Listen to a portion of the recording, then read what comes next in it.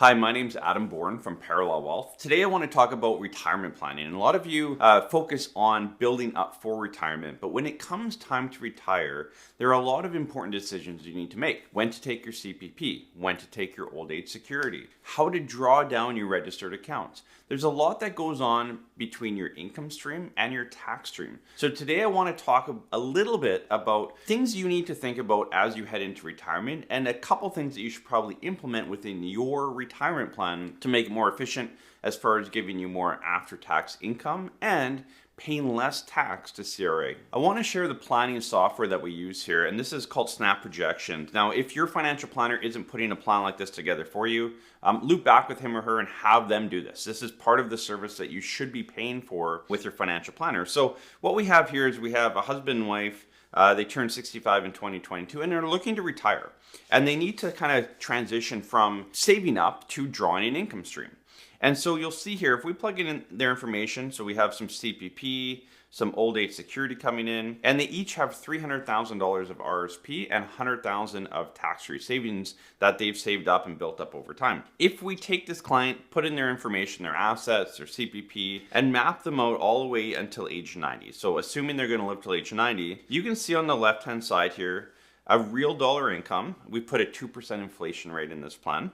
Of $68,694. So that is their after-tax income on an annual basis from today, age 65, retirement, all the way down to age 90. The nominal dollar beside it is just the actual dollar amount they're going to have in their pocket to spend every single year. So $68,694. Again, this has them starting CPP right away at 65, old age security at 65 as well, and starting to draw down on their registered accounts. If I go into Mr. YouTube here, you'll see his CPP amount, his old age security amount, and then again, he's taking about just shy of $12,000 out of his RRSP or RIF at that point, and about $9,000 from his TFSA, and he's paying an average tax rate or effective tax rate of just shy of 6%. So it doesn't look too bad.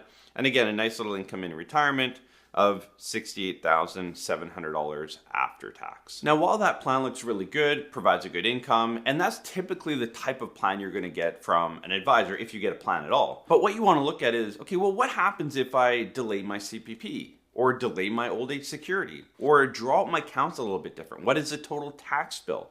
And so again, on that plan there that you guys were looking at, the total tax bill was $227,000. So that's the total amount of tax they're going to pay from age 65 until age 90. When you build out a financial plan, ask, like, how much tax am I paying? What is my after-tax income? What does my estate look like? Again, within this plan, if I click on that total tax bill, that's where you see that $227,000 of total tax that's combined. One of the issues I have with your stock plan, which is what we're looking at here, is if we scroll down to age 86, which is near the bottom here, you'll see we have a bunch of RRSPs or RIFs left at that point.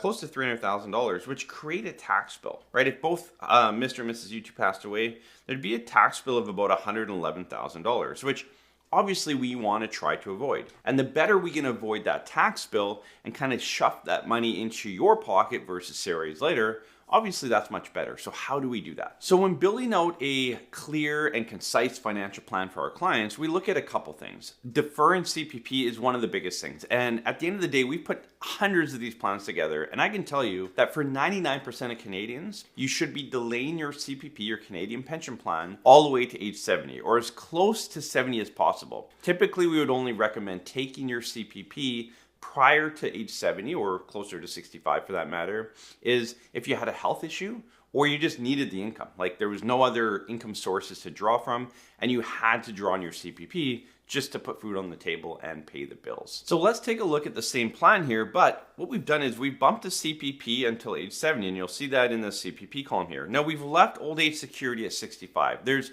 more of a benefit to delay your CPP than your old age security. I won't go into that in this video. We'll cover that on a future one. But if we defer that CPP till 70, that's going to help us out. Now, the other thing I've done that I've kind of stepped into here as well is we've done what we call the RRSP meltdown, and that is drawing down your registered accounts as quickly but as tax efficiently as possible. And you'll see here in the RRSP, so we've converted to a RIF and we're drawing out about $30,000 a year until CPP starts at 70. Then we've scaled it back to 20,000. But what's nice is that registered account is gone by 83.84. So life expectancy is 86 to 87. That registered account is gone by the time you pass away. Now you still have that TFSA account that you can use, draw money out tax-free. It's much more efficient type of plan. One of the other pieces of the plan when you build it like this is not only by 83, 84, there's no estate tax because you've drawn out all your RIF account or registered accounts at that point, but your only income is coming in from CPP and OAS and your tax-free savings account, which is non-taxable. Later in life, if you have to go to a care facility or you need in-home care, most institutions will bill you off of your income. Now, again, you could have the same income, but because it's coming from the tax-free savings account, it's not taxable income. So that's one of the big benefits that we see with our elder clients in that you have the same income, but a lot of it's not taxable, which allows you to pay a little bit less tax for either your care facility or in-home care. So by delaying that CPP from 65 to 70, and by drawing down your RIF account, your registered accounts in a more tax efficient manner. And again, if you have RRSPs and LIRAs and other accounts, it's the same process. You want to draw those out in an efficient manner by life expectancy, kind of your mid-80s. And if we do that in this plan, you can see that real dollar after-tax income jumps closer to $70,000. It's almost $1,000 more after tax, adjusted for inflation, every year from age 65 to 90. So quite substantial. Not only that, but if we look at your tax bill, we've reduced it from $227,000 down to $191,000. And lastly, if we look at age 86, scroll over, estate tax is going to be $0. So again, it's much more efficient type of plan to create. If you're looking to create more income, more after-tax income, less taxes, and a better estate plan, typically deferring your CPP, using that time where you're not collecting your CPP but need an income to start drawing down on your registered accounts. What I want to close with today is what we call the laddered income. And this is kind of the last step of the process. We've created the tax and income strategy and created the most efficient plan that we can create. But now I want to create an income stream that better matches your lifestyle in retirement. And there's a lot of research done around this, but from date of retirement till about 71 to 73 years old, that's kind of we call a go-go phase of retirement. So there's 3 phases of retirement. Your go-go phase until we typically map it till 75. Then from 76 to 85 is your slow-go stage. You might do a bit of travel, you're still spending a bit of money, but you've scaled back. And then from 86 onward, it's your no-go stage. You're not spending much, you're not doing much.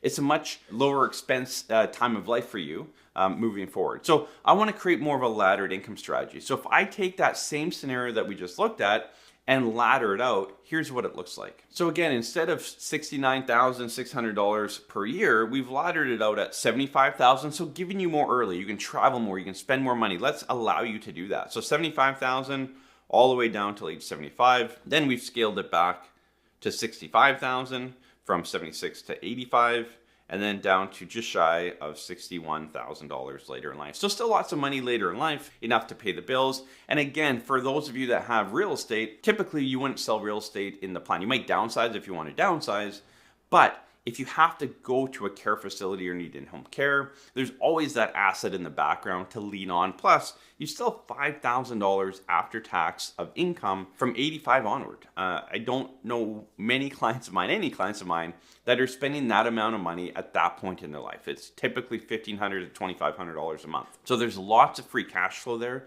to help for a care facility or in-home care for those of you that are worried about that. So hopefully that gives you a bit of a glimpse on what you should be looking for when your financial and retirement plan is built out. Again, you want to look at when is the best time for you to take your CPP and old age security. And again, have your advisor run that for you and show you the differences of taking it now, whatever that means for you, 65, 70, somewhere in between. Same with your old age security. Look at the tax situation, your estate tax situation. All these things come into play.